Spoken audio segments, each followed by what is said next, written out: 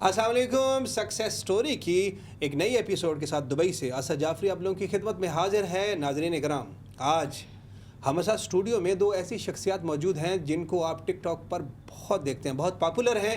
उनकी ज़िंदगी की सक्सेस स्टोरी क्या है, किस तरीके से वो सोशल मीडिया पर वायरल हुए हैं, उसके पीछे उनकी कितनी एफर्ट शामिल है, पाकिस्तान के किस ज़िला से, किस गांव से, किस शहर से उनका ताल्लुक़ है, ये आज डिटेल में जानने की कोशिश करते हैं। हमारे साथ दाएं जानब मौजूद हैं अमजद असलम भाई, आपका शुक्रिया, आप लोग तशरीफ़ लाए।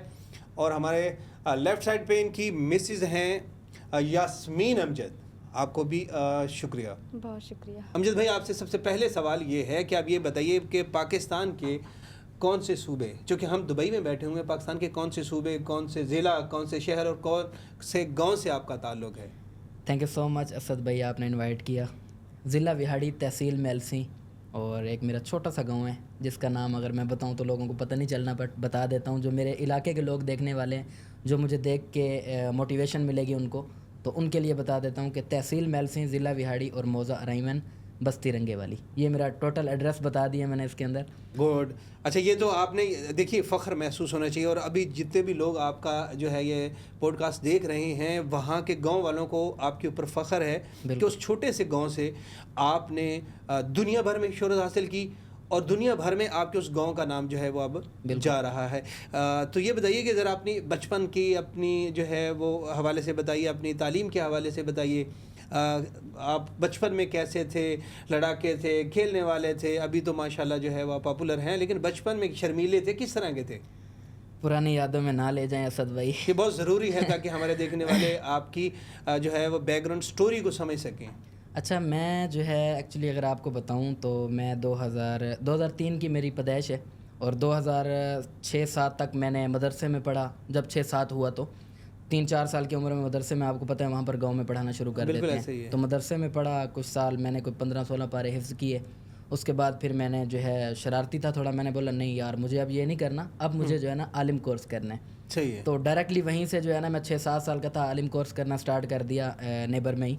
तो वहाँ पर जो है मैंने आलिम कोर्स किया 1 साल। तो वहाँ पर जब वो हुए ना ट्रायल वगैरह जो होते हैं, तो वो हुए, तो मैंने भाई पहला नंबर लिया वहाँ पर बचपन में ही। अब वहाँ पर लोग आए हुए, वो देख रहे हैं यार ये कौन है छोटा सा बच्चा जिसको अरबी भी आती है, फ़ारसी भी आती है, सब कुछ आता है।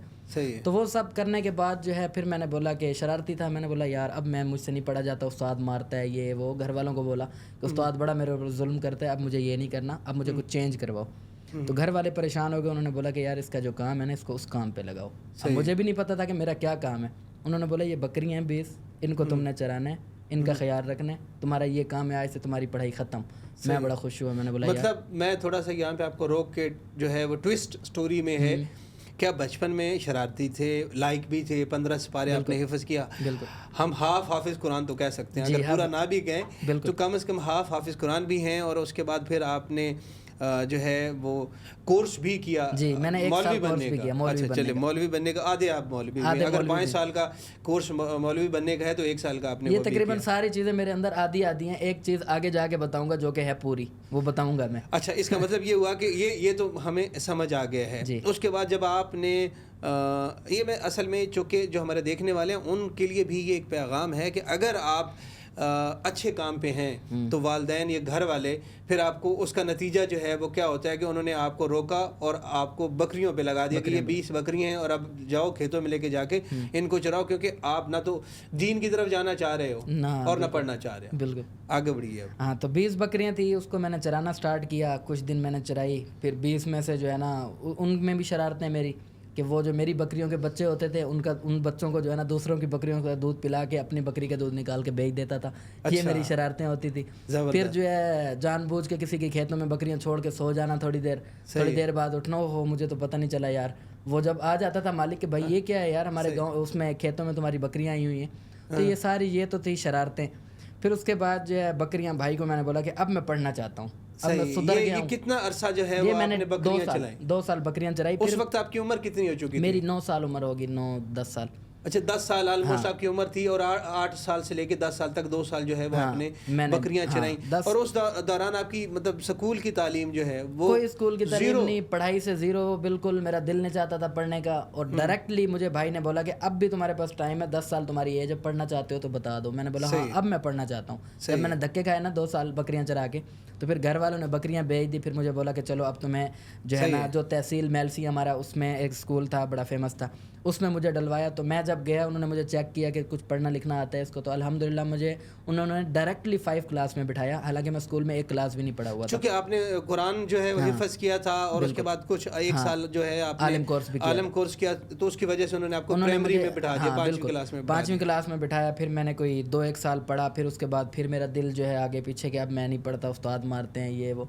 तो फिर एक मेरे भाई ने बोला कि भाई तू मुझे ये बता कि तू चाहता क्या है, हमें तो बता कुछ, तेरी 11 साल उम्र हो गई है, 12 साल, सही है, तेरा मुस्तकबिल क्या है।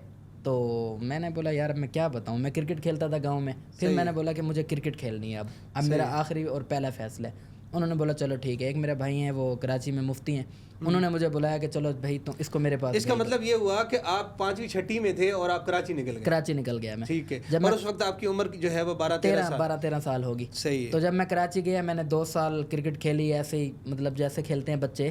तो फिर 2-3 साल बाद मुझे सक्सेस मिली क्रिकेट में, और वो मैं सोच भी नहीं सकता था कि मुझे कैसे मिली। मैं कराची की पूरे सिंध में एक टीम बनती है रीजन की, अंडर 16 की, उसमें मेरा नाम आया। फिर मैंने उसमें जाके लाहौर में परफॉर्म किया। अभी जो पाकिस्तान के प्लेयर्स हैं, साइम अयूब, नसीम शाह, ये शहीन शाह, ये सब मेरे साथ खेले हुए हैं, मेरे दोस्त हैं, अच्छी सलाम। अच्छा अंडर 16 में जो है वो आप थे वहाँ? मैं अंडर 16 में, मेरे साथ लाहौर की टीम में नसीम शाह था, कराची की टीम में मैं था। इस तरह पूरे जो पाकिस्तान के रीजन्स थे उनकी टीमें थी, डिवीज़न थे। जो कराची की एक टीम थी, एक लाहौर की थी, इसी तरीके से एक हैदराबाद की थी, इस तरीके से जो है ना टीमें थी। तो ये सब मेरे साथ खेलते थे। फिर मैंने क्रिकेट में बड़ी स्ट्रगल की, बड़ी मेहनत की कि मैं आगे जाऊँगा यार, मैं टीम में खेलूँगा। फिर मैं अंडर 19 लेवल तक खेला। फिर कुछ ऐसे जो है अंडर 19 में जब मैं खेला तो कुछ ऐसे बातें आई, कोई ऐसे चक्कर आए, आपको पता डिसार्ड हो जाता है बंदा। फिर मैंने बोला नहीं यार अब मैंने नहीं खेलना। फिर इतना टाइम गुजरा था कि बीच में टिकटॉक की बात ले आते हैं थोड़ी सी। सही है। टिकटॉक की बात करने से पहले मैं चाहूँगा कि चूँकि यास्मीन भी हमारे साथ मौजूद हैं और यास्मीन के बचपन के हवाले से थोड़ा सा जो है वो हमारे बहुत सारे जो जानने वाले हैं, यास्मीन के फॉलोअर्स हैं, वो जानते नहीं होंगे। तो यास्मीन थोड़ा सा आप अपने हवाले से बताइए, अपनी तालीम के हवाले से, अपने बैकग्राउंड के हवाले से मुख्तसर बताइए, फिर उसके बाद फिर आगे बढ़ते हैं। जी बहुत शुक्रिया आपने इनवाइट किया। और मेरा बचपन अगर आप सुनना चाहते हैं तो मैं तो बिल्कुल लड़कों की तरह थी। सही है। मैं सबसे छोटी हूँ, लेकिन मुझे इस तरह मेरे घर वालों ने रखा था जैसे कि मैं एक बॉय हूँ। सही है। लड़कों में उठना, लड़कों में बैठना, मैं मतलब मैं अपनी गैदरिंग का बचपन से ही डॉन थी। सही है। और अभी भी अगर मेरे घर वाले मुझे बुलाते हैं तो लड़के के नाम से ही बुलाते हैं। सही है। तो बस मेरा बचपन शरारतों में गुजरा। कहाँ से आप पाकिस्तान के किस जिला से, किस सूबे से हैं आपके? जिला तो मुझे इतना आइडिया नहीं है, मुझे ये अमजद की तरह से तो बताना नहीं आता। ठीक है, नहीं लेकिन कोई बात नहीं। मैं मीरपुर खास से हूँ। अच्छा मीरपुर खास से बाय बर्थ मैं वहाँ से हूँ, हैदराबाद से। और आप ठीक है मीरपुर खास जो हो गया। आप कराची में थे? जी। आपने पले बड़े थोड़ा जो है वो मैं पली बड़ी कराची में, बट बाय बर्थ में वहाँ से हूँ। कहाँ तक तालीम हासिल की आपने? को आप भी अमजद ही की तरह नहीं, जो है मुझे पढ़ना बिल्कुल से? पसंद नहीं बिल्कुल पसंद नहीं है मुझे पढ़ना। अच्छा तो मैं मतलब बस कुछ भी मुझे 2, ये 4, 5 क्लासें तो आपने ले ली होंगी ना? कि वो हाँ भी मैंने नहीं 7 तक तो पढ़ी हूँ, लेकिन उसके बाद नहीं। 7 के बाद छोड़ मुझे दिया था। काम करना पसंद था। ओके ठीक है। मतलब मेरा जो बैकग्राउंड है वो इतना रिच नहीं है, बट नॉर्मल है। तो ये तो अच्छी बात है ना कि देखो सक्सेस स्टोरी उसे कहते हैं कि गरीब घर से आने वाला बच्चा, ये गरीब से घर से आने वाली बच्ची जो है वो आज अगर राज कर रही है, इतना पैसा उसके पास है, वो टिकटॉक के ऊपर है, वो सोशल मीडिया के ऊपर है, तो यहाँ पर बहुत पढ़े लिखे बंदे जिनको टिकटॉक जो है वो चलाना आता भी है, लेकिन वो टेक्निक, वो ट्रिक नहीं आते कि जिसकी वजह से वो पॉपुलर हो सकें। तो इसका मतलब ये है कि अगर आपके पास तालीम कम भी है लेकिन आप पॉपुलर तो हैं। बिल्कुल। तो इसका मतलब ये है कि अल्लाह ने आपके कोई सलाहियतों को पसंद किया है, तो आपको लोगों के अंदर जो है वो मशहूर कर दिया ना। जी जी। ये भाई साहब जो हैं ये सोशल मीडिया के ज़रिए आपको मिले हैं जी। नाजरीन इसके ऊपर यकीनी तौर पर बात करेंगे। इनकी हंसी बता रही है कि कहीं इसमें कुछ छुपा हुआ राज है। आप टिकटॉक की बात कर रहे थे, तो आप टिकटॉक पे पहले आए हैं या यास्मीन पहले आई हैं? तकरीबन हमारा 1 साल का फासला है। 1 साल पहले ये टिकटॉक पे आई, मैं तो इनसे पहले था, लेकिन ये 1 साल से बना रही थी। इनके फॉलोवर मुझसे ज़्यादा थे। इनके उस टाइम थे मेरे ख्याल में 60,000 फॉलोवर और मेरे को 10-15 हज़ार थे। सही है। तो मेरे जो 10-15 हज़ार थे उसके पीछे एक स्टोरी है। वो 10-15 हज़ार मैंने किस तरीके से की, कितनी मुश्किलात जो है वो बताइए। अच्छा, मेरे दोस्त थे कराची में टिकटॉकर, वो लोग जो है ना वीडियो बनाते थे, उनके पास मोबाइल होते थे, आईफोन होते थे, अच्छे अच्छे मोबाइल होते थे, मुझे वो as a camera man use करते थे कि यार तुम हमारे साथ आ जाओ, तुम हमारी वीडियो बना लेना। और मैं इस लालच पे जाता था कि यार इनके फ़ोन से एक मेरी वीडियो भी बन जाएगी, मैं अपने अकाउंट में भी डाल दूंगा। मतलब ये हुआ कि उस वक्त आपके पास फ़ोन भी नहीं था? मेरे पास फ़ोन नहीं था, मेरे पास एक एंड्रॉयड मेट्रोला का फ़ोन होता था, उसका कैमरा एक ख़राब था, एक जो है रिजल्ट फारिग था। ओके। जिसका रिजल्ट फारिग था वो फ्रंट था, जिससे वीडियो बनती थी बैक वो ख़राब था, चलता ही नहीं था। क्या बात है। तो जो है मैं दोस्तों के साथ जाता था, वो लोग मुझे लेके जाते थे। कभी कभार ऐसा भी होता था कि कहीं खाना खाने बैठते थे तो उनको पता होता था कि इसके पास पैसे नहीं है, तो वो मुझे कहते थे यार कभी तू भी पैसे दे दिया अगर, हर वक्त हम ही दें पैसे। तो बड़ा एक ना दिल में दर्द उठता था कि अल्लाह पाक मुझे भी कभी ऐसा बनाएगा कि मेरे पास भी पैसे आएंगे और इनके बिल जो है मैं पे किया करूँगा। सही है। तो टिकटॉक बनाते थे, फिर वो अपने मोबाइल से वीडियोस बनाते थे, मुझे 3-3 दिन बाद वीडियो देते थे जब बिल्कुल फ्री होते थे। मैं उनको मैसेज करता था ना कि भाई वीडियो तो भेज दो, तो वो वीडियो नहीं भेजते थे मुझे। सही है। मोबाइल उनके पास अच्छे होते थे, मेरे पास कुछ नहीं होता था, मैं बड़ा परेशान होता था। एहसास जो इंसान के जहन में होता है वो कि यार इनके पास अच्छा मोबाइल है, मेरे पास नहीं है, मैं बनाता हूँ और मैं बार बार उनको मैसेज करता हूँ, मुझे जब ये फ्री हो जाते हैं फिर मुझे वीडियो देते हैं। और मैं आज वो लोग जो टिकटॉक पे हैं वो आज कहीं नजर नहीं आ रहे हैं और आज आप हर तरफ उनसे ज़्यादा फॉलोवर है मेरे, अल्हम्दुलिल्लाह। बिल्कुल। देखिए ये सब्र है जो आपने किया था। ठीक है, अच्छा चलें, आप जो हैं आपकी इनसे मुलाकात का जो आप थोड़ा सा हमें बताइए, किस तरह आपस में मुलाकात हुई और फिर जो है ये शादी में बदली? मुलाकात जो है कुछ ऐसी हुई कि मैं, आपको पता है टिकटॉक बनाता था उस टाइम भी, मेरे पास ना मोबाइल था 6S, आईफोन ना 6S था, वो मैंने भाई से लड़ के लिया कि मुझे मोबाइल लेके दो, मैंने वीडियो बनानी है। सही है। उन्होंने बोला चलो भाई तुझे 6S ले देते हैं, लेकिन एक शर्त पे, तू रोज़ जाएगा क्रिकेट खेलने, टिकटॉक नहीं बनाएगा। मैंने बोला मैं नहीं बनाऊँगा टिकटॉक। फिर मैंने 6S था मेरे पास, एक दिन एक मेरे दोस्त की कॉल आई कि यार एक मेरी जो है मैडम है, मैं उनका ये इनके पास ना एक मेरा दोस्त था टिकटॉकर, वो एज आ कैमरा मैन इनके साथ काम करता था BTS बनाने के लिए या इनके रील्स बनाने के लिए, ये उनको पे करती थी 2000-3000। सही है। तो उसको ना इतना कैमरा मैन नहीं आती थी, वीडियो बनाना इतना ज़्यादा नहीं आती थी। अब मैं तो लड़कों के साथ बना के मैं एक्सपीरियंस हो गया था मुझे। तो मुझे जो है ना उसने बोला कि यार एक दिन तुम साथ चलो, वीडियो बनानी है, उनकी मैडम की वो आई हुई हैं तो तुम उनकी ना अच्छी सी वीडियो बना देना। मैंने बोला ठीक है। मैं गया भाई, ये मैडम गाड़ी से उतरी, मैं मैडम के साथ खड़ा हो गया, मोबाइल लिया, इनकी 1-2 वीडियो बनाई, एडिट की, तो मैंने 2 मिनट में एडिट करके ना यूँ दे दी। ये देखती हैं, कहती हैं वाओ इतनी प्यारी वीडियो, तुम्हें ये सब करना आता है? मैंने बोला मेरे लिए कोई मसला नहीं है, थोड़ा बचपना था। वीडियो जब एडिट करके मैंने इनको दे दी तो एक वीडियो इनकी ड्राफ्ट में खड़ी थी, मैंने बोला ये डिलीट कर दें। कह रही है तुम कर दो ना डिलीट। मैंने बोला आपको नहीं आती करना, ऐसे करके ना थोड़ा सा। सही है। तो ये बात चलो हो मतलब इन्होंने उस वक्त आपको डांट दिया? हाँ, एटीट्यूड दिखाया थोड़ा सा कि ये तो भाई मेरा कैमरा मैन है। मैंने बोला सबर कर, मैं तुझे बताता हूँ। अच्छा, उस दिन से आपने ठान लिया? मैंने ठान लिया, मैंने बोला अब मैं तुझे बताता हूँ, सबर कर, मैं क्या चीज़ हूँ। उम्र इतनी नहीं थी, 16-17 साल एज थी। तो फिर जो है ना भाई ये चली गई अपने गांव, ईद करीब थी। तो मैं अब उस लड़के को मैसेज करूँ कि भाई वो मैडम कब आएंगी तुम्हारी, वो मुझे बताए ना। एक दफ़ा मैंने पूछा, मैंने बोला यार, मैंने दूसरी तीसरी दफ़ा पूछा तो वो कहीं मुझे गालियाँ ना दे के भाई तेरा क्या मतलब, तू पूछ रहा मुझसे। तो मैडम को मैंने डर के भाई इंस्टाग्राम पे मैसेज किया, हाय, जवाब आया जी भाई। मेरे तो भाई सत्यानाश हो गया जी भाई। मेरे दिल में जो अरमान थे वो आपके वो चकनाचूर हो गए सारे। मैंने बोला जी भाई ये क्या बात है जी भाई। मैंने बोला चलो अभी भी सब्र करो, हम जब सब्र करो, कहीं नहीं जाता। उम्मीद पे दुनिया कायम है, उम्मीद पे दुनिया कायम है। मैंने बोला मैं बताता हूँ उसको। फिर भी मैंने बोला तो भाई हाय के बाद जी भाई का जवाब आया। फिर ऐसा बात होती रही। मैंने बोला कब आना है आपने, मेरी बड़ी ख्वाहिश है मैं आपकी वीडियो बनाऊँ टिकटॉक की। तो इन्होंने बोला मैंने बस 2-3 दिन में आ जाना है। 2-3 दिन में ये आई तो इतने 2-3 दिनों में हमारी इतनी बात हो गई। मैंने इनको बोला, मैंने बोला कि हम ना शूट रखते हैं, एक जैसे कपड़े पहन के आएंगे। अब तो मैं थोड़ा शरारती था। सही है। तो इनको ना वो बात ध्यान में नहीं आई कि क्यों बोल रहा है ये। इसने बोला कोई बात नहीं, तुम कौन से पहन के आ रहे हो। मैंने बोला मैं ब्लैक पहन के आ रहा हूँ, तुम भी ब्लैक पहन के आ जाओ। तो ये भी ब्लैक पहन के आ गई। मैं भी उस वक्त तक हमारी कोई बात नहीं थी ना, इनके दिल में तो था ही नहीं, मेरे दिल में जो चोर था वो तो आगे बताता हूँ ना मैं। सही है। इनके दिल में भाई कुछ नहीं था। हम पहुंच गए शूट पे वीडियो बनाने। अब वो लड़का भी साथ है। इन्होंने मुझे डायरेक्ट नहीं बोला, उस लड़के को बोला कि उसको भी बुला लेना, अमजद को भी, अपने दोस्त को, वो जो तुम्हारे साथ एक काला लड़का नहीं आया था। सही है, ये बात याद रखना। वो जो तुम्हारे साथ काला लड़का नहीं आया था उसको भी बुला लेना, वो अच्छी वीडियो बनाता है। सही है। अच्छा, उसने मुझे बोला कि मैडम ने बोला कि वो जो काला लड़का था उसको भी बुला लो। मैंने उनको बोला चलो कोई बात नहीं।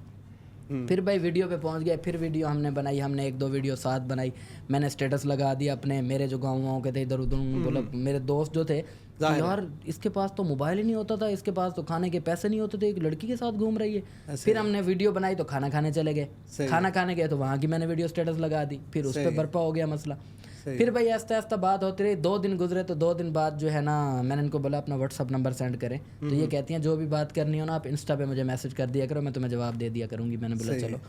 फिर भाई मैंने ज़िद की, मैंने बोला मेरा इंस्टा सही नहीं चल रहा, इंस्टा हैक हो गया मेरा, ये हो गया वो हो गया। मैंने बोला ये मेरा नंबर है, अब अगर मैसेज ना आए ना मेरा तो समझ जाना मेरा मोबाइल मेरे घर वालों ने छीन लिया है, ये मेरे नंबर पे व्हाट्सअप पे मैसेज करना। मैंने मैसेज करके कोई आधा घंटा वेट किया, इनका कोई जवाब नहीं, कोई व्हाट्सअप पे मैसेज। मैंने बोला यार क्या चक्कर है। मैंने जल्दी से मोबाइल उठाया, मैंने बोला जल्दी से मुझे व्हाट्सअप पे मैसेज करो, भाई ने मुझसे मोबाइल छीन लिया। ये मैंने 1 मिनट के लिए मोबाइल उठाया, फिर इंस्टा पे करके मैसेज फिर बंद। फिर चलो इन्होंने भाई व्हाट्सअप पे मैसेज कर दिया। जब मतलब रसाई ऐसा हो रही है। सही है। जब इन्होंने व्हाट्सएप पे मुझे मैसेज किया तो मैंने बोला चलो कॉल करते हैं। कॉल की तो इनके साथ बातें करने लग गया मैं, बातें करते करते हंसाते फनी, इधर की स्टोरी सुना रहा हूँ उधर की सुना रहा हूँ, ये हंस बेसिकली जो आप सुना नहीं रहे थे बल्कि फंसा रहे थे, घेर रहा था मैं। वो ये फंसा रहा था। तो भाई मैंने जो है ना स्टोरी शुरू की अपनी, ये ठंडी सांसें ले रही हैं कि स्टोरी कब ख़त्म होगी, इसकी ख़त्म ही नहीं हो पा रही। फिर मैं शेर मैंने इनको एक शेर सुनाता हूँ बार, अब भी एक सुना देता हूँ। अब एक शेर सुनाता हूँ, ये मुझे आप कहते हैं बस करो 3 साल हो गए एक ही शेर सुनाए जा रहे हो। वो शेर ये है कि क्या है शुरू में, तेरी नजरों का कुमार उफ दिल न देते तो जान नहीं वो नहीं, वो जो मैं एक और सुनाता होता हूँ भूल गया, वो तिरछी नजर से देख मगर देख तो सही। यार क्या है वो याद चलो छोड़ो, यही सुना दो ना, तुम्हारी नजरों का कुमार। अच्छा छोड़ो। तो वहाँ पर जो है नंबर हो गया, फिर बात करते करते पूरी रात हम बात करते रहे। सही है। इनको नींद आ गई। सही है। अब मैं जो है मुझे पता चला ये सो गई हैं, मैंने बोला मैं भी आज कॉल नहीं काटूंगा। बात चलती रही 10 घंटे हमारी बात हो गई। अब जाहिर है बंदा सो जाता है, व्हाट्सएप पे कॉल नहीं करती। जब सुबह दिन हुआ तो 10 घंटे का मैंने स्क्रीनशॉट लिया, मैंने स्टेटस लगा दिया। अब सबसे पहला व्यू उसी लड़के ने दिया। सही है। जो कैमरामैन था, जो मुझे मिलवाने वाला था। अच्छा भाई उसकी तो बत्ती गुल हो गई कि ये क्या चक्कर है, 10 घंटे बात हुई है मैडम से, इसकी कौन सी ऐसी बातें हुई होंगी भाई। वो इनको मैसेज, मैडम मैं आपको मिलवाने वाला था, आपने जो है ना ये कर दिया, ये इन्होंने ना उसको टाइट कर दिया कि भाई तुम मेरे बाप लगते हो, मैं 10 घंटे करूँ 20 घंटे करूँ मेरी मर्जी। और दूसरी बात यह है कि मेरा उसके साथ कोई ऐसी बात नहीं है। बात करते करते मैं सो गई थी, वो भी सो गया। अब उसने स्क्रीनशॉट स्टेटस लगा दिया तो इसमें कोई बड़ी बात नहीं है। बस उसके बाद उन्होंने भाई रोले रप्पे डालना मेरे दोस्तों ने इधर उधर। मैंने इनको बोला, मैंने बोला हम एक काम करते हैं, मैंने ना सेटिंग जो कर रहा था, मैंने बोला अब हम इनको ना और जलाते हैं, हम वीडियो बनाते हैं साथ। इन्होंने बोला ठीक है। फिर हम दोनों 3-4 दिन साथ वीडियो बनाने लग गए, टिकटॉक बनाने लग गए। फिर इनको मैंने मशवरा दिया, मैंने बोला हम व्लॉगिंग स्टार्ट करते हैं दोनों साथ, एक ही नाम का होगा हमारा, हम व्लॉगिंग भी करेंगे, टिकटॉक पे दोनों कपल बन के वीडियो बनाया करेंगे, भले हमारे दरमियान कुछ नहीं है। इन्होंने बोला ठीक है। फिर भाई वीडियो बनाने लग गए, वीडियो बनाते बनाते इतने दिनों में जो है ना मैंने इनको बोला कि मैं अब गाँव जा रहा हूँ अपने पंजाब। मेरे फैमिली को पता चल गया कि किसी लड़की से बात करता है, बहुत लंबी बात करता है, इसको गांव भेजो। तो मुझे वो गांव भेज रहे हैं। इन्होंने बोला ठीक है। अब इन्होंने जो है ना बोला चलो तुम चले जाओ, देखते हैं फिर क्या करना है। मैं अपने गांव चला गया, वहाँ पर मेरे घर वालों ने मोबाइल छीन लिए मुझसे, बड़े मसले मसाइल हो गए कि ये किसी लड़की से बात करता है। अब आपको पता है जाहिर है कि वो तो गांव के बंदे बड़ा इसको ना, हाँ। तो उन्होंने बोला किसी लड़की से बात करता है, लड़की पता नहीं कौन है क्या है हम जानते नहीं है, पूरी रात फ़ोन पे लगा रहता है, ये मसले हैं इसके। मैं वहाँ पर पहुँच गया, मैंने बोला कि मैंने ना इनको ना, एक मेरी आदत थी, मैं शुरू से ना इनको सच हर चीज़ बताता था, झूठ नहीं बोलता था। मेरी जो गैदरिंग थी मैंने सारी गैदरिंग, मैंने बोला मैं आपकी वजह से ना मेरी लड़कियाँ दोस्त हैं, लड़के दोस्त हैं, सबको ख़त्म, डिलीट ब्लॉक सबको।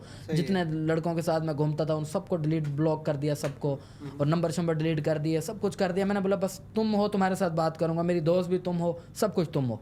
उस वक्त तक मैंने प्रपोज कुछ नहीं किया था, कोई ऐसी कहानी नहीं थी। फिर मैं गाँव में पहुँच गया। गाँव में पहुँचने के बाद जो है इनको मैंने कॉल की किसी दोस्त के नंबर से कि मेरा मोबाइल अब छिन चुके। तो इन्होंने बोला तुम कराची क्यों नहीं आ जाते, तुम इतने परेशान हो तो। मैं 7-8 दिन जो है ना गुजर चुके थे, 6-7 दिन। इन्होंने बोला तुम कराची क्यों नहीं आ जाते। अब इनको मैं कैसे बताऊं कि मेरे पास पैसे नहीं है। अब एक लड़की को मैं अगर बोलूँगा कि मेरे पास टका ही नहीं है, मैं कैसे आऊँ कराची, तो वो तो भाई बोले कि चल साइड पे हो, तो कंगाल है कोई। तो भाई इन्होंने मुझे बोला कि तुम कराची आ जाओ ना, तुम क्यों नहीं आते। मैंने बोला हाँ बस 1-2 दिन में इंशाल्लाह आता हूँ। तो फिर मैंने इनको स्टोरियाँ सुनाई दिन में कि मेरे साथ अब ये हुआ, आज ये हुआ, आज ये। उन्होंने बोला भाई तुम क्यों नहीं आते। मैंने बोला तुम्हें सच बात बताऊँ, मेरे पास पैसे नहीं है, मैं कैसे आऊँ। मेरे पास 1 रुपया जेब में नहीं है, मैं वहाँ से अपने गाँव से कराची कैसे आऊँ। इन्होंने भाई कुछ नहीं पूछा, इन्होंने बोला कोई इजी पैसा जायज़ कैश नंबर दो। मैंने भाई एक दोस्त का नंबर सेंड किया इजी पैसा का। इन्होंने मुझे पहली अमाउंट जो मुझे सेंड की ना वो थी 25,000। उस वक्त 25,000 सेंड करके साथ में मुझे एक टिकट भी सेंड कर दी बाय एयर की। मैंने ज़िंदगी में सोचा नहीं था कि मैं जहाज़ पे सफ़र करूँगा, और मैं मुल्तान से कराची बाय एयर गया। सही है। ज़िंदगी में पहली बार। नाज़रीन, आप सुन भी रहे हैं और समझ भी रहे हैं कि लड़की ने 25,000 रुपये जायज़ कैश या इजी पैसे के ज़रिए और टिकट जो है वो रिटर्न वो भी भेजी। बड़ी इंटरेस्टिंग स्टोरी है, मतलब आप यकीन जाने मैं तो इनकी स्टोरी में गुम हो चुका हूँ। जी भैया। तो मैं बाय एयर कराची जब जाने लगा मुल्तान से, हमारा एयरपोर्ट मुल्तान में है, तो मैं जब जाने लगा बाय एयर मुल्तान से तो मैंने बोला कि अब मैं घर वालों को क्या बोलूँ, किधर जा रहा हूँ। मेरा एक दोस्त है और वो मौलवी है। वो मौलवी मेरे ना साथ ही रहता था, मेरा चाचा है, रिश्तेदार में। तो उनको मैंने बोला कि तुमने मेरे घर वालों को बताना है कि मैं इसको लेके जा रहा हूँ मुल्तान, हम मुल्तान जा रहे हैं, घूमने जा रहे हैं। अब चाचा है, उसको कौन मना करेगा। तो उसके साथ मैं चला गया, वो मुझे मुल्तान छोड़ के आया बाइक पे। मैं बाय एयर जा रहा हूँ, मुल्तान से मेरा घर 70 किलोमीटर है, वो मुझे बाइक पे छोड़ने जा रहे हैं मुल्तान एयरपोर्ट पे। मुल्तान एयरपोर्ट पे मुझे छोड़ा, मैं कराची पहुंच गया 2 घंटे में। इन्होंने मुझे पिक किया, फिर हम भाई इन्होंने मेरे लिए जो है ना इंतज़ामात किए हुए थे कि ये तुम्हारे रहने की जगह है, पूरा प्रॉपर मेरा रहने की सेटिंग इन्होंने की हुई थी। तो जब हम साथ रहने लगे, फिर जो है ना 15 दिन जो है ना मैं अपने घर से चोरी भाग के, आपने सुना होगा लड़कियाँ भाग के लड़कों के पास जाती हैं, मैं लड़का भाग के लड़की के पास गया। अपने घर से 15 दिन छुप के इनके पास भाग गया। फिर हमारी अंडरस्टैंडिंग बनती गई। मैंने इनको बोला, मैंने हर जगह फैला दिया, मैंने बोला इस लड़की के साथ मैं शादी कर रहा हूँ, इनको पता ही नहीं है।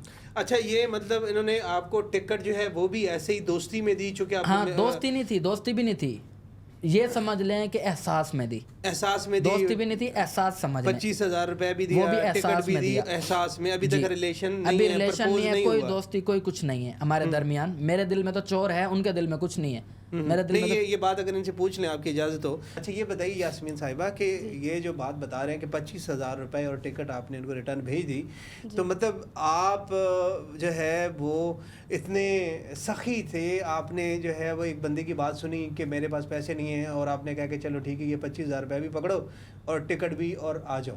मतलब आपके दिल में भी कुछ था, मेरे दिल में नहीं, ऐसा कुछ भी नहीं था। मतलब रिलेशन वाला कुछ नहीं था, अफेयर या कुछ इस तरह का नहीं था। एक्चुअली मुझे लोगों की हेल्प करना बहुत पसंद था, आज भी मैं करती हूँ, बहुत सारे लोगों की हेल्प करती हूँ। तो मैंने सोचा मैं इसकी भी कर देती हूँ। ये इतना बेचारा, इसने मुझे पिक्चर सेंड की किसी और के नंबर से कि ये मेरा घर है, मुझे यकीन ना हो कि इसका ये घर है, बच्चे बिल्कुल कपड़ों के बगैर घूम रहे हैं, मिट्टी इस तरह के। तो मैं इसको ये मैं आप हम जैसे भी पूछ सकते हैं, मैंने इसको बोला नहीं यार तुम मजाक करो, कह रहे नहीं ये मेरे भांजे हैं। मैंने बोला वाकई। फिर उसके बाद मैंने अमजद को बोला चलो ठीक है जो भी है, इस लड़के ने सच तो बोला है ना, मुझे सच बहुत पसंद है। मुझे झूठ बोलने वाले लोग बिल्कुल जहर लगते हैं, मैं उनसे दूर हो जाती हूँ। सही। तो मुझे अमजद की सबसे ज़्यादा बात अच्छी यही लगी, तो मैंने ऐसा ही मतलब रहम में या जैसे भी आप समझे, मैंने वैसे ही सेंड कर दिए। सही है। तो फिर जो है वो चलो एक दफ़ा रहम जो है वो बाद में फिर इन्होंने आपको प्रपोज कर दिया, और फिर भी आपको रहम आ गया कि चले प्रपोज। ये वाला सीन क्या था? नहीं, प्रपोज अभी नहीं किया था इन्होंने। ये मतलब आप बताइए कि जब इन्होंने आपको प्रपोज किया, जी ठीक है, ये वहाँ पे आपके पास चले गए, 15 दिन उन्होंने आपने इनके लिए इंतजामात कर दिए, और जो भी कुछ आपने इनके ऊपर एहसास करके जो है वो एहसान किया। तो फिर जब इन्होंने प्रपोज किया तो आपकी क्या फील थी उस वक्त? मैंने इनकार कर दिया था। आपने इनकार कर दिया क्योंकि मुझे उस टाइम नहीं करना था, मेरा ऐसा कोई माइंड ही नहीं था आपने शादी करने वाला। वजह से किया था कि गरीब आदमी है? नहीं, तो इसके गरीबों से तो मुझे बहुत प्यार है, क्योंकि मैंने बताया मैं इतनी रिच नहीं हूँ, बट गरीब तो हम लोग भी हैं। तो मतलब मुझे गरीबों से बहुत प्यार है, तो मैं इसकी ऐसी ही हेल्प कर रही थी। नहीं तो इसने तरले इतने डाले थे कि आप मान गए? वजह क्या बनी? तरले नहीं डाले थे, गेम में डाली थी। तरले नहीं डाले थे सब भाई, मैंने गेम में डाली थी। नहीं देखो, यहाँ पे ट्विस्ट ये है कि वहाँ पे आप चले गए, ठीक मान लिया। अब उसके बाद जो है वो आपने इनको प्रपोज भी किया। प्रपोज करने के बाद चूंकि ये शादी नहीं करना चाह रही थी। मैंने प्रपोज नहीं किया था। अच्छा। मैंने इनको स्टोरी में ऐसा कर दिया था कि इन्होंने बोला भाई शादी कर, जान छुड़ा दो। अच्छा। हाँ, मैंने भाई पूरी तरह फैला दिया कि मैं इस लड़की से शादी कर रहा हूँ, सब रिश्तेदारों को तस्वीरें सेंड कर रहा हूँ, इसके साथ यूं वाली बैठे हुए हैं, वीडियो बना रहे हैं कि बस शादी हो रही है। खानदान वाले अब जो है ना बोलेंगे नहीं ये ऐसे बकवास करता है, इसको कहाँ मुँह लगाएगी वो ये। तो उस टाइम भी इन्होंने मेरे ऊपर एहसास करके शादी की। इसको अगर समझे ना आप, इन्होंने बोला कि यार तुम्हारे खानदान वाले ऐसे बोलते हैं, ये वो हर जगह ना फैल गई बात ना बहुत ज्यादा गांव में। तो फिर इतने दिनों में हम दोनों मेरे गांव चले गए। सही है। इतने बातचीत में दोनों हम चले गए। मेरे घर वाले बस झूले लाल साहब उन्होंने बोला चलो ठीक है आ जाओ। हम चले गए, अम्मी अब्बू सबके साथ हम बैठे, खाना शाना खाया। इसने मेरा घर देखा, पूरा गाँव देखा, कच्चे घर और जो भी निज़ाम था इन्होंने देखा और इन्होंने बोला वाकई लड़का सच बोल रहा है। तो फिर जो है रिश्तेदारों ने और वो तो हिल गए कि यार ये क्या चक्कर है, ये तो वाकई लड़की लेके आ गया इधर। तो वहाँ पर इलाके में आपको पता है गांव विलेज में ना जो बाहर के लोग जाते हैं तो उसको बड़ा रश लग जाता है देखने के लिए। तो बड़ा रश लग गया, क्राउड हो गया कि लड़की कौन आई हुई है। फिर जो है हम वहाँ से फिर वापस आए तो इनको ना थोड़ा एहसास हुआ कि यार लड़के की बेइज्जती हो जाएगी अगर मैं मना कर दूंगी तो। इसने इतना फैलाया हुआ है शादी का शादी का शादी का। फिर एक दिन हमने बैठ के हमने बोला शादी करते हैं ना। इनको मुझसे मोहब्बत है, मुझे इनसे है मोहब्बत, लेकिन इनको मुझसे इतनी भी मोहब्बत नहीं है। अभी भी आपका एहसास ही करती हैं? अभी एहसास नहीं करती। अभी आपने पूछना है कि ये एहसास करती हैं, ये मेरे बगैर 1 मिनट भी रह सकती हैं। अच्छा यास्मीन, आप ये बताइए कि ये बंदा तो बड़ा जो है वो शरारती भी है और शोखा भी है, तो आपने इसमें क्या देखा? मैंने इनमें क्या देखा ये तो मुझे भी नहीं पता है। मेरी फ्रेंड्स पूछती है, मेरे घर वाले पूछते हैं, मेरे घर वाले कहते हैं तुमने देखा क्या। मेरी फ्रेंड्स आज भी मुझसे पूछती हैं कि तुमने इनमें क्या देखा है। मुझे कुछ नहीं पता, मेरे पास इस सवाल का जवाब नहीं है। ये बात मुझे भी नहीं पता है कि मैंने इनमें मतलब क्या देखा। अभी तक जो है मैं बता दूं अगर आप इजाज़त दें तो इन्होंने मुझ में क्या देखा। नहीं चले आप बताएं। इनसे ये पूछें कि लोग पूछते ना इनसे कि आपने इनमें क्या देखा। हाँ। ना ये मेरे बगैर खाना खा सकती हैं, सही है। ना ये मेरे बगैर सो सकती हैं, सही है। ना ये मेरे बगैर बाहर जा सकती हैं। ओके। इन्होंने शॉपिंग करनी हो मेरा साथ ज़रूरी है, इन्होंने ट्रैवल करना हो मेरा साथ ज़रूरी है। तो इनसे पूछें कि ये सब क्यों ज़रूरी है। नहीं ये जो चीज़ें तो आप बता रहे हैं ये तो भाई साहब बंदा जो है वो घर में मुलाजिम रख के भी कर सकता है, लेकिन हाँ यार, जिंदगी के लिए ये जो है ना, वो नहीं हो सकता ना। तो ये आप उनसे पूछे ना मेरे बगैर। देखिए अच्छा मुलाजिम, ये जो इन्होंने खसूसियात अपनी बताई है ना, ये तो मुलाजिम भी अच्छा मुलाजिम असद भाई, मुलाजिम ये सारे काम तो मुलाजिम में आ गए आ गए। अब इनको नींद क्यों नहीं आती है? एक मुलाजिम की वजह से तो नींद से क्या लेना देना यार, ये क्या बात कर रहे हैं। देखिए ये अहम बात है, बताइए कि क्या आपने यार अच्छी खासी शक्ल है वैसे। मैं ये तो नहीं कह सकता कि मतलब पूरी शक्ल है कि इसमें नहीं, आपने आप क्या बोल देखा भी नहीं है? सकते। मैंने बातें गिनवा देनी है सारी, मैंने बोलना है ये भाई करती है वो। हाँ फिर ये बता नहीं, आज मैं सबको बताना चाहती हूँ कि इनके अंदर क्या मैंने देखा। जब मैंने इनसे मिली ना, जब मैं इनसे मिली तो इन्होंने लड़कियों के सारे नंबर मेरे सामने ब्लॉक कर दिए। सही है। और वो बात मुझे इतनी दिल को लगी, मैंने बोला वाह यार क्या लड़का है। मैंने बोला सारे लड़कियों के नंबर ब्लॉक, वाह। बस यही मैंने इनमें एक बात देखी। अब वो बात मैं अपने घर वालों को नहीं बता सकती, फ्रेंड्स को भी नहीं बता सकती, क्योंकि अब इनके पास लड़कियों के नंबर्स भी हैं, लड़कों के भी हैं। अब सब वापस सेव कर लिए ना मैंने। अच्छा इन्होंने ये भी तो हो सकता है ना कि आपको जो है जी मुझे मेरे सामने सारे ब्लॉक किए और उसके बाद इन्होंने अभी वो सारे वापस कर लिए और अब मुझे कोई लेना देना नहीं है। अभी इन्होंने कहाँ जाना है, एक बात अब तो जाहिर है कि शादी हो चुकी शादी हो गई, अब कुछ भी नहीं होता अभी। तो शादी को आप बता रहे हैं कि 3-4 साल हो गए हैं ना जी, 4 तो क्या बच्चों का क्या प्लान है? मतलब आप चाह रहे हैं कि अभी मतलब कोई मंसूबा बंदी क्या बोलते हैं, फैमिली प्लानिंग है? क्या सीन क्या चल रहा है भाई? ये बात तो आप हम जैसे ही पूछे। इंशाल्लाह प्लानिंग है हमारी नेक्स्ट ईयर से, उम्मीद है नेक्स्ट ईयर से स्टार्ट करेंगे, फिर 12-13 पे जाके रोकेंगे। अल्लाह अकबर, क्या हो गया भाई 12-13? यार पाकिस्तान में आबादी कम हो रही है, लोग जो है कह रहे हैं आबादी को बढ़ाओ, तो हम चाह रहे हैं क्रिकेट टीम बनाए। अरे वाह, मतलब आपने जो क्रिकेट खेलते थे तो आप चाह रहे हैं मैं चाह रहा हूँ मैं क्रिकेट में कामयाब नहीं हो सका और पूरी टीम मेरे बच्चों से खेले। लेकिन भाई अपने दोनों की सेहत देखो भाई, ये मोहताज अल्फाज इस्तेमाल कर रहा हूँ, मतलब सेहत चेक करें मेरी, मैं जिम करता हूँ। नहीं आप इस पे एग्री हैं? बताइए, ये भाई साहब 12 का प्लान बना के बैठे हुए हैं। मैंने 8 बोला था, इन्होंने 10 बोला, फिर 12 पे हमारी बात खत्म हो गई। 12 पे डन हुई है हमारी। मतलब वो पठान वाला इन्होंने 8 बोले, मैंने 10 बोले, फिर 12 पे डन हुआ। 10 पे होनी चाहिए थी, आपने 12 कहा, इन्होंने नहीं, हमने बोला ना तेरा ना मेरा, इस पे डन करते हैं। अच्छा आप फाइनल किसके ऊपर है जी? 12 की गिनती जो है वो कब से हम सुनेंगे जो है? नेक्स्ट ईयर इंशाल्लाह। नेक्स्ट ईयर से जो है आप लोगों का प्लान है। देखने वाले जितने भी हमारे हैं वो ये ज़हन में रख लीजिए कि भाई 12-13 बच्चे जो है ना वो अमजद भाई के होने वाले हैं। मार्केट में हर तरफ अमजद यास्मीन के बच्चे नजर आएंगे आपको। अरे वाह, हर फील्ड में। मतलब ये है कि टिकटॉक की इनकी अपनी जो है वो क्रिकेट टीम होगी नाजरीन, तो इसके ऊपर जो है वो आपने तवज्जो रखनी है। जो भी आपको बच्चा नजर आएगा दोनों की शक्लों वाला है, वो हमारा होगा, वो इनका होगा। अच्छा, नहीं, अब मुझे बताइए कि आप टिकटॉक के ऊपर हम थोड़ी सी बात कर लेते हैं कि टिकटॉक के ऊपर जो है वो अब आप माशाल्लाह दोनों पॉपुलर हैं, तो आप रहते भी अब दुबई में हैं और हम जो है वो दुबई स्टूडियो से जो है आप लोगों के साथ प्रोग्राम भी कर रहे हैं, तो यहाँ पे जो है वो अब आपका निज़ाम कैसे चल रहा है? क्या अर्निंग का कोई निज़ाम है आपका टिकटॉक के ऊपर और उसके अलावा इंस्टाग्राम के ऊपर, ये जितने भी ये सोशल मीडिया प्लेटफॉर्म्स हैं? ये सोशल मीडिया से हमने कभी भी नहीं सोचा कि सोशल मीडिया से हमने कमाने के लिए काम कर रहे हैं, हम जस्ट फन के लिए कर रहे हैं। हमारे सोशल मीडिया पे जितने भी अकाउंट्स हैं, पहले एक अकाउंट बैन हुआ, उस पर 1 मिलियन फॉलोवर थे, हमें कोई दुख नहीं हुआ, क्योंकि उस पर एक तो सोशल मीडिया पे अर्निंग नहीं होती, कुछ लोग ये भी कहते हैं, लेकिन उस पर अर्निंग करने वाले हों तो होती है, ठीक है। अब हमारे सोशल मीडिया पे हमें लोग इतने जानते हैं कि वो हमें प्रमोशन के लिए बुलाते हैं कि यार ये हमारी शॉप है, ये हमारा रेस्टोरेंट है, ये है, तो उसके लिए आप प्रमोशन करने आए, तो हम फिर उससे चार्ज करते हैं कि हम इतने पैसे लेंगे आपसे। ये तो राइट है आपका, बिल्कुल। तो सोशल मीडिया आप ये समझ लें कि पहले हमने जस्ट फन के लिए यूज़ करना शुरू किया था, अब जो है वो एक हमारी ज़रूरत हो चुकी है, क्योंकि उससे जो अर्निंग होती है वो हम अपनी ज़रूरियात पूरी करते हैं। बट जो है ये सिर्फ हमारा सोशल मीडिया ये नहीं है कि हम सिर्फ सोशल मीडिया से ही कमा रहे हैं और खा रहे हैं और अपना हिसाब निज़ाम चला रहे हैं, ऐसा कुछ नहीं है। हमारा अपना काम है, मेरा अपना काम है, मैं आपको पता है कंपनी का ब्रांड एम्बेसडर हूँ, उधर से मुझे अच्छी जो है वो मिलती है, प्लस मैं उसी कंपनी के साथ पार्टनरशिप पे काम भी है मेरा, कि जो मेरा काम आता है वो हमारा पार्टनरशिप है दोनों की, तो मेरा वहाँ पर बहुत अच्छा हो जाता है। बाकी ये हैं, इनको कोई काम नहीं है, ये सिर्फ घर होती हैं, कपड़े धोना, खाना पीना, और बाकी जो है इनकी फैमिली इनको सपोर्ट करती है। अच्छा, ये बताइए कि कहते हैं कि कामयाब मर्द के पीछे जो है वो एक औरत का हाथ होता है, तो मेरा ख्याल है कि आपके कामयाबी के पीछे इस लड़की का हाथ है। 110% लोग सही कहते हैं कि एक कामयाब मर्द के पीछे एक औरत का हाथ होता है। मेरी कामयाबी के पीछे मैं समझता हूँ कि मेरी बेगम का हाथ है। अच्छा, ये बताइए कि जितने भी लोग आपके फॉलोअर्स हैं, यकीनी तौर पे वो आपको देखते हैं, खुश होते हैं, आपको फॉलो करते हैं और चाहते हैं कि आप जैसा बने, तो आप उनको क्या पैगाम देना चाहते हैं कि वो क्या चीज़ें करें कि वो आपके मकाम पर आ सकते हैं, कामयाबी हासिल कर सकते हैं? इस पूरी स्टोरी में जो मेन बात थी ना वो ये थी कि सच।